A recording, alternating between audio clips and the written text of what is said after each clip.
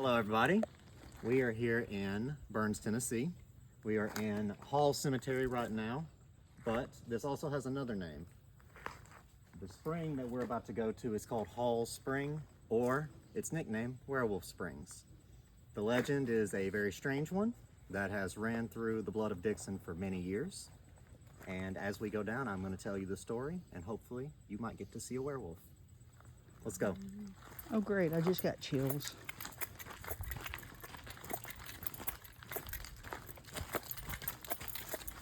Originally, a lot of this land belonged to the Halls, so that's why Hall Cemetery.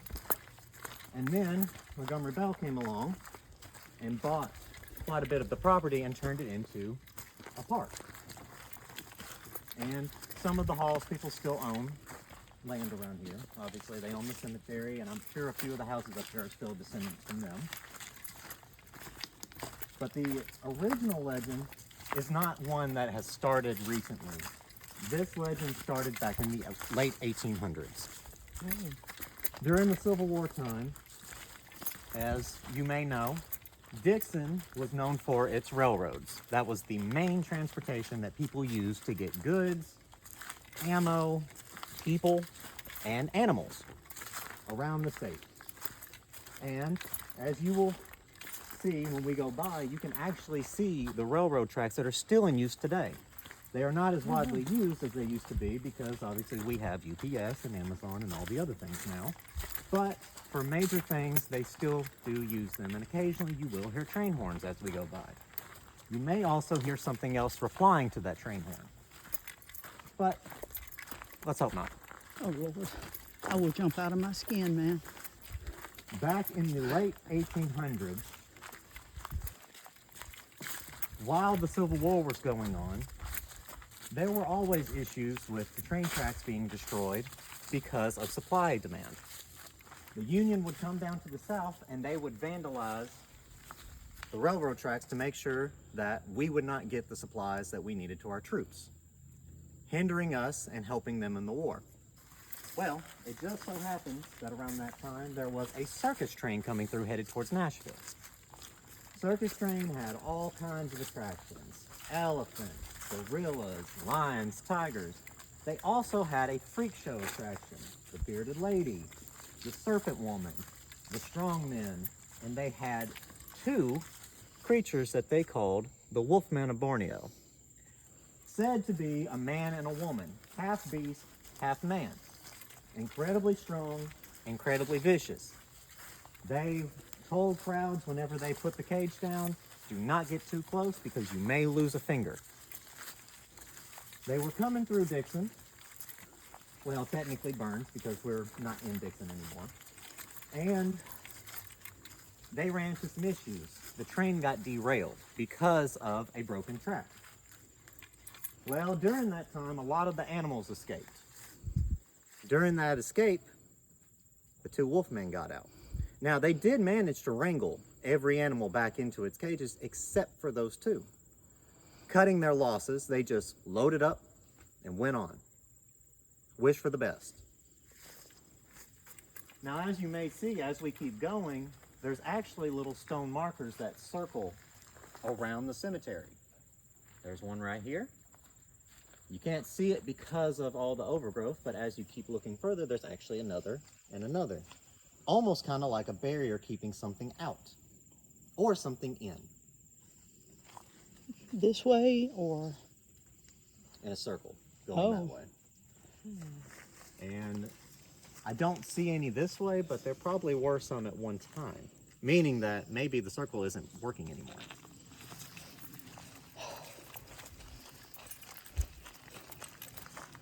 Well, a few months went by after the initial train crash. Circus went on about its business. Nobody really said anything, but they did start hearing weird noises at night. They said they couldn't really describe it because it almost sounded like a wolf, but the wolf was screaming. Well, livestock started disappearing. Mutilated animals. Stuff that didn't really match the normal predators that we have around, like bobcats or coyotes or the occasional mountain lion. It just looked too vicious, too on purpose. One night, there was a farm owner and his farm worker. They were coming from Dixon in their wagon. And they were going up an old trail that would lead to Burns from Dixon. And it was just an old dirt road. No pavement at the time. Way before lights and electricity. This was lanterns, and that's all they had, and muskets. Well, they started noticing a shadow following them through the woods, which they weren't going very fast. You know, they had a one-horse buggy. They weren't doing, you know, Mustang power. They had old mare power. Oh, Lord. So, you know, they got the horse to keep going a little bit faster. Well, the thing in the woods that was following them started going faster. And then now they're in a full-blown sprint, trying to get away from this thing.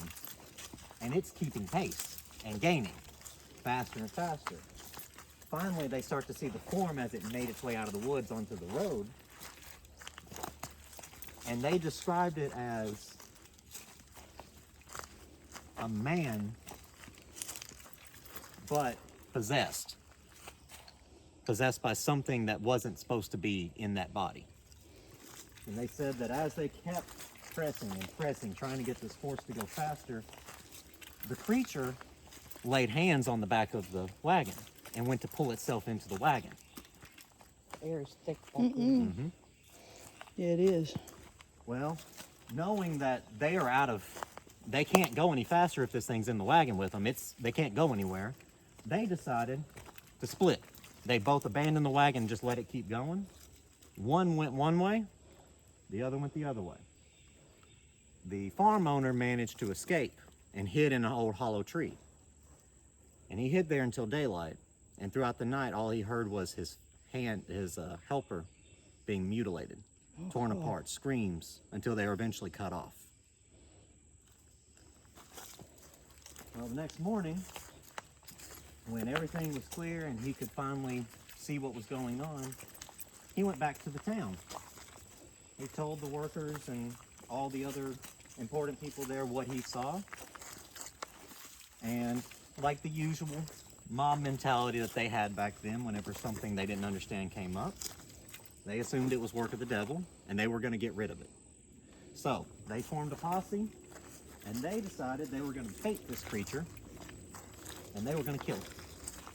Had their lanterns, their guns, brought a goat, and they tied it up in a clearing. And they left it. They all went around the clearing, and then they cut off their lanterns. They put out their fire, and they waited. And they waited. So eventually, they heard something. Large footsteps walking. And then they saw this monster come out of the woods. Well, as soon as it made its way to the goat, they all opened fire. About 20 or 30 of them all shot at this thing. And as soon as the gunfire was done, the smoke dispersed, they all lit their lanterns back up. The goat was gone, and 2 of the men were gone. No blood, no nothing. Gone. If you look down here, you can actually find pieces of slide glass from over the years. You can keep these as souvenirs from your trip. What is this? Slide glass. Like, what's it? It was kind of like old bottles, like thick bottles that had been broken over the years. Really? Mm-hmm. Oh, wow. I've got one that's almost solid black in the shape of a wolf head from my last Oh, visit. I remember. Yeah, I remember that. Put them in here. So, after that, as you could imagine, the mob mentality dropped real quick. Yeah. Because they didn't know what to do. They said, well, this thing clearly isn't going to be killed by our bullets, and 30 of us are no match for it. So they went home.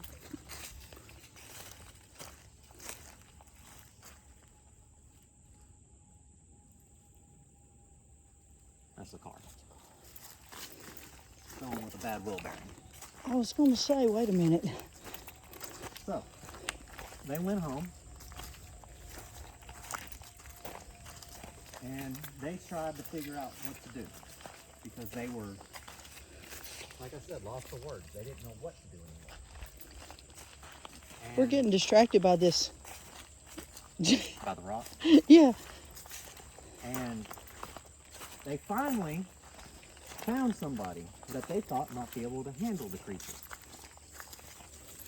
They hired an expert hunter, somebody that had experience hunting large game and exotic animals. Well, the group poured their money together to pay for the guy to come out and do it. He came out, and he stayed in a cabin not too far from where we're actually going at the spring. Cabin's not there anymore. It's long gone now. But they stayed there for 3 nights. First night, nothing happened. Second night, he would hear noises, but he could never find anything. And the third night, he was just laying in his bed, and then he heard a howl off in the distance. He looked out his window and he could see in the moonlight a silhouette of this creature. Not too far away. He slid open the window and he aimed his musket. He lined up and he shot. The creature did not fall. The creature charged. The creature charged the cabin, banged on the door as loud as it could, just banged and clawed, snarling. Until eventually the door broke. The creature entered the cabin, but by then, the hunter, knowing what probably would have happened, already climbed up into the rafters. But see, his musket only had 1 shot, and he did not have time to reload, but he did have a revolver on his hand, or on his waist. Well, the creature was swiping, trying to reach him up here in the top. And he shot the creature 5 times. Didn't do anything. And he saved the last bullet for himself, just in case the creature did get a hold of him, because he was not going to die by that creature's hand. Just about that time, that's an owl. Just about that time, the sun started to rise and the creature ran off into the distance. The man left. He said, "Keep your money." And ever since then, the legend has continued.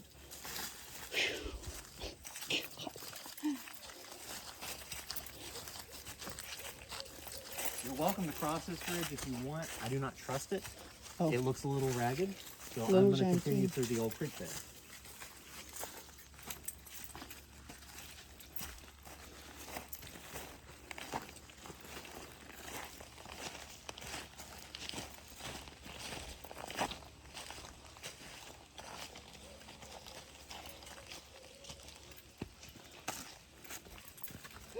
Shit. We'll let him go on past us. Hey, how are you? Good, how are you? That scare you? Yeah, she liked to laugh. Oh, God. It would have me, too. I heard noises behind me. I was like, She's like, oh, God. She was... I was ready. You get the keys between your fingers or something going to bed? Or were you ready to knock me down? Now, right up here should be the turnoff to go to the actual spring.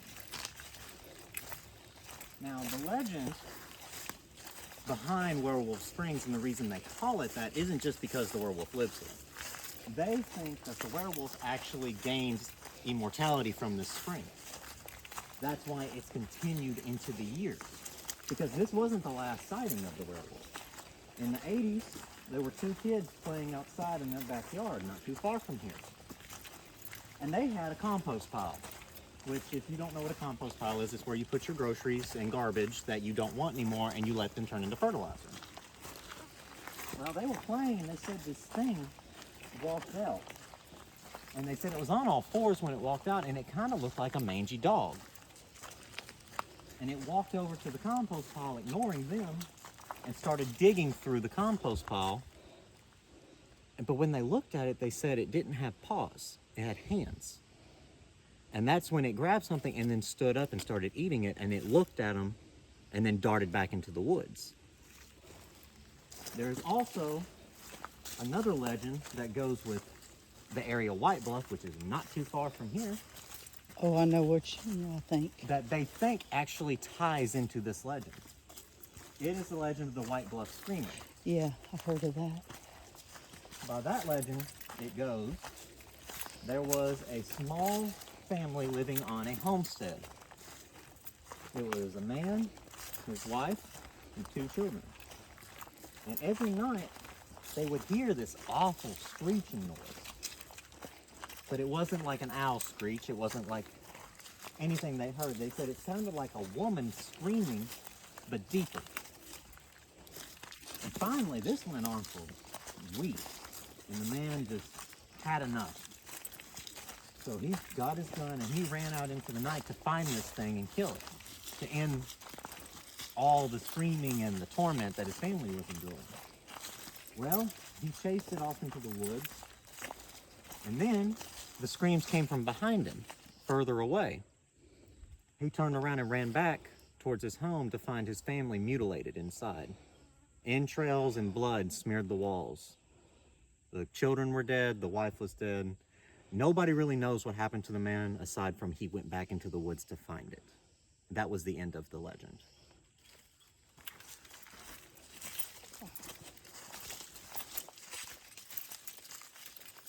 And there is another creature in Tennessee called the Tennessee Wildman, which they consider more of a Bigfoot. Now, whether you believe in Bigfoot, banshees, dogmen, or werewolves, they're all interesting characters because they are the creative imagination of people that have no idea what is screaming at them in the woods. They hear an awful noise that could easily be a bobcat screaming, and they think of this terrifying monster that's coming to get them. But that's the beauty about legends. The more you talk about it, the more they live. Love me some legends.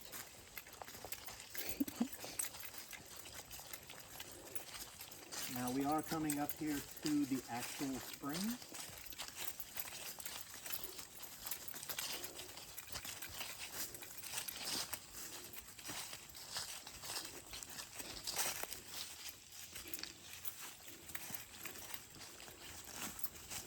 Now this right over here is actually a sleeping post for scouts and campers that want to stay the night in the park. They can use tents and sleeping bags here. Huh. Okay.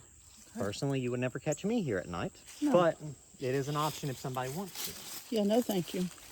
Now this is Werewolf Springs. Oh, wow. You can see, while it's not perfect, when you come all the way over here and look, it almost makes a full moon shape.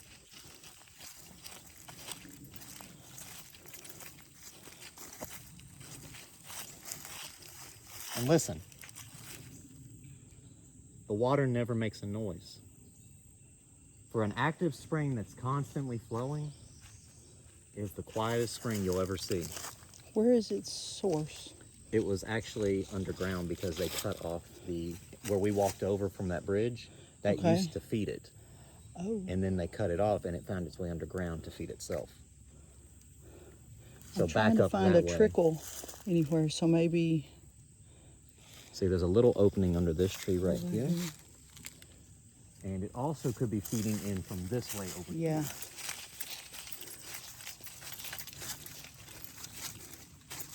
Because it is a little shape that kind of goes back that way towards where we came from.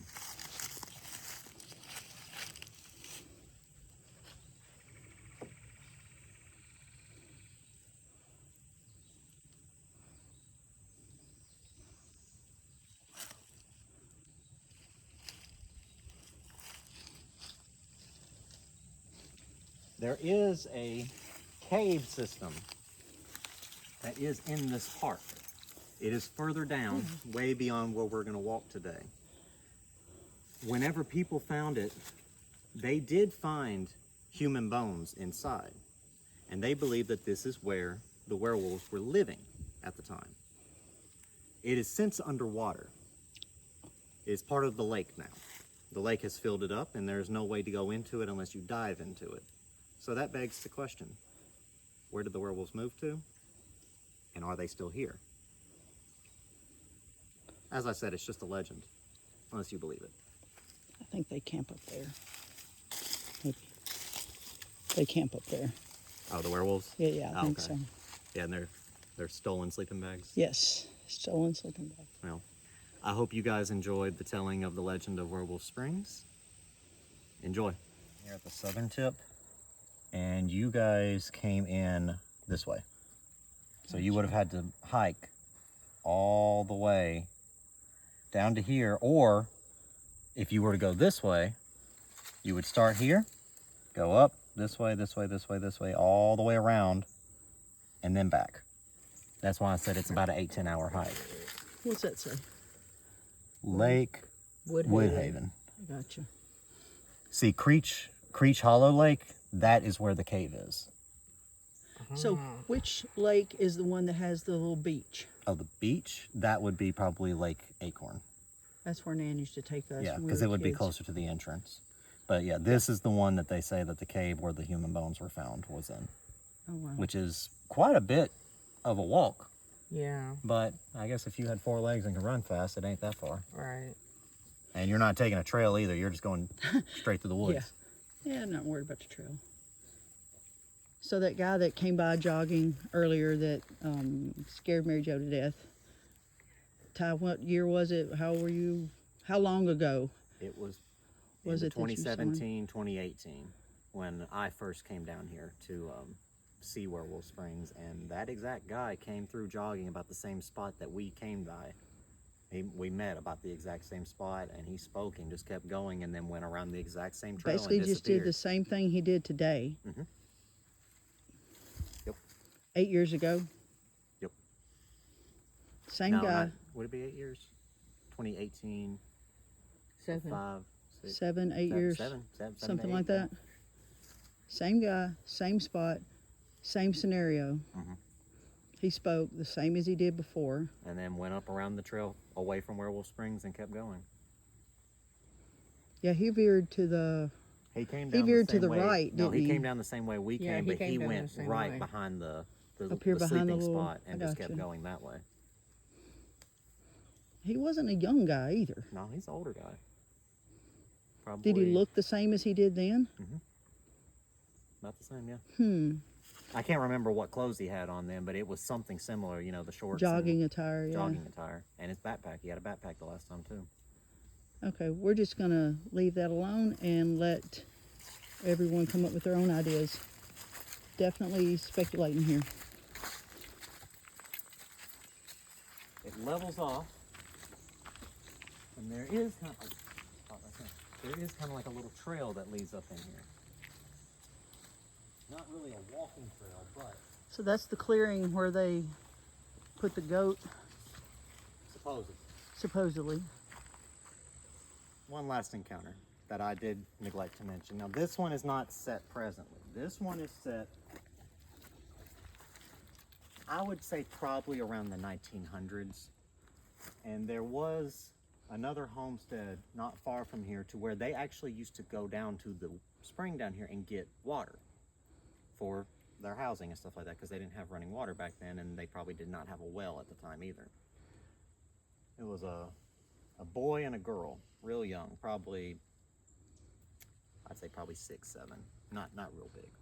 And the parents sent them down there to get water. Well, the boy went off to do something else, and the daughter was the one that took the bucket, and she was wearing a red dress. Well, a couple hours went by, she didn't come back. So the boy came down here looking for her, and all he found was a sliver of the red dress. The parents did not find the body. They did not find the bucket. They didn't find anything except for that little sliver.